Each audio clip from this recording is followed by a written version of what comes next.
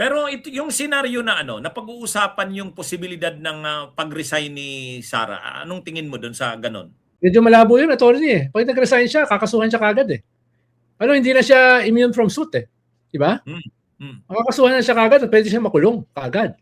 Halimbawa, kasuhan siya ng plunder. No? Halimbawa, kasuhan siya ng malversation. Eh di kulong siya kagad dahil hindi na siya vice president eh. Eh for now, lamang siya sa Senado. Bakit siya mag-resign? Di ba? Ba't niya i-risk yung pag-resign? Eh kahit kasi mag-resign siya, pwede namang tumuloy yung impeachment eh. Sabi ni Justice Carpio, tsaka ni Ascuna, eh pwedeng magpatuloy yan. Tapos questionin na lang yan sa Supreme Court kung pwede talaga na hindi na siya patakbuhin from any elective position, no? Permanently. Iba yun eh. Iba yung tatanggalin siya sa posisyon by resigning, iba yung magpapatuloy yung impeachment para hindi na siya makatakbo indefinitely.